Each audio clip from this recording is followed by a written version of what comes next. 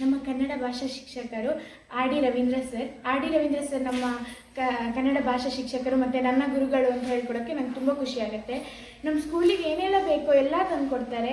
ಮತ್ತು ನಮಗೆ notebook, school bag, water bottle, pen, geometry box ಇಂಥದ್ದು ಎಲ್ಲ ತಂದುಕೊಟ್ಟಿದ್ದಾರೆ. ಮತ್ತು ನನ್ನ NNMS ಎಕ್ಸಾಮ್ ಬರೆಯೋಕ್ಕೆ ಹೇಳಿ ನಾನು ಪಾಸ್ ಆಗಿದ್ದೀನಿ. ಇವಾಗ ವರ್ಷಕ್ಕೆ 12,000 ರೂಪಾಯಿ ಪಡ್ಕೊಂಡು ಸದುಪಯೋಗ ಪಡಿಸ್ಕೊತಾ ಇದ್ದೀನಿ. ಮತ್ತು ನನ್ನ 1 ವರ್ಷದ ಸ್ಕೂಲ್ ಫೀಸನ್ನು ಕಟ್ಟಿದ್ದಾರೆ ಸರು. ಮತ್ತು ಶೈಕ್ಷಣಿಕ ಪ್ರವಾಸಕ್ಕೆ ಯಾವ್ದಾದ್ರು ಮಕ್ಳಿಗೆ ಹೋಗಕ್ಕೆ ಇಷ್ಟ ಇದ್ದು ಅವ್ರ ಕೈಲಿ ಹೋಗೋಕೆ ಆಗ್ತಿಲ್ಲ ಅಂದರೆ ಕನ್ನಡ ಸರೇ ದುಡ್ಡು ಕೊಟ್ಟು ಕರ್ಕೊಂಡು ಹೋಗ್ತಾರೆ. ಅದು ತುಂಬ ಖುಷಿ ಇದೆ. ನನ್ನ ಕನ್ನಡ ಸರ್ ತುಂಬ ಫ್ರೆಂಡ್ಲಿ, ನಮ್ಮ ಜೊತೆ ಎಲ್ಲ ಫ್ರೆಂಡ್ಸ್ ಥರನೇ ಇರ್ತೀವಿ ನಾವೆಲ್ಲ.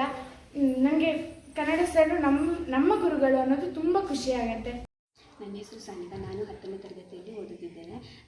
ನಾವು ಫಸ್ಟು ರವೀಂದ್ರ ಸರ್ನ ನೋಡಿದ್ದು 7ನೇ ಕ್ಲಾಸಲ್ಲಿ. ನಾನು ಫಸ್ಟ್ ಅವ್ರನ್ನ ನೋಡಿದಾಗ ತುಂಬ ಸ್ಟ್ರಿಕ್ಟ್ ಇದ್ದಾರೆ ಅಂತ ಅಂದ್ಕೊಂಡಿದ್ದೆ.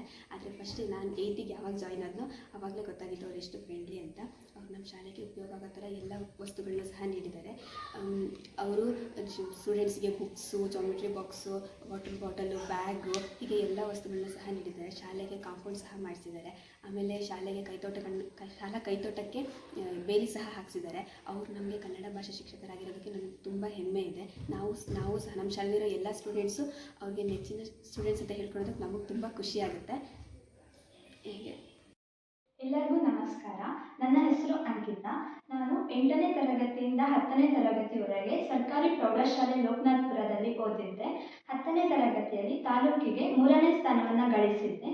ಮುಂದಿನ ವಿದ್ಯಾಭ್ಯಾಸ ಸಂದರ್ಭದಲ್ಲಿ ನನಗೆ ಹಣಕಾಸಿನ ಸಮಸ್ಯೆ ಉಂಟಾಗಿತ್ತು.